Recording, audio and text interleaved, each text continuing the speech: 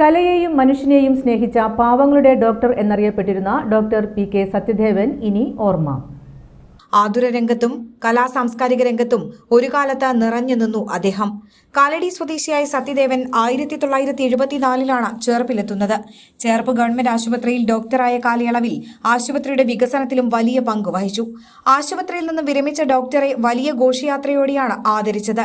വിരമിച്ച ശേഷം ആശുപത്രിക്ക് സമീപമുള്ള വീട്ടിൽ തുടങ്ങിയ ക്ലിനിക്ക് ഒരർത്ഥത്തിൽ പാവങ്ങളുടെ ആതുരാലയമായിരുന്നു. ഏതു പാതിരാത്രിയിലും ഏതു രോഗിക്കും ചികിത്സ തേടി സ്വന്തം വീട് പോലെ കടന്നു ചെല്ലാൻ കഴിയുന്ന ജനപ്രിയ ഡോക്ടർ കൂടിയായിരുന്നു അദ്ദേഹം. ഫീസ് നോക്കാതെ സേവനം നടത്തിയ ഡോക്ടർ സാമ്പത്തികമായി കഷ്ടപ്പെടുന്ന ഒട്ടേറെ പേർക്ക് ആശ്വാസമായിരുന്നു. Sargachitra film society, Rangadhara art society, Cherpu art society, Cherpu Kathakali club, CNN Kalagramam, Cherpu union public library എന്നിവയുടെ മുൻനിര പ്രവർത്തകനായിരുന്നു.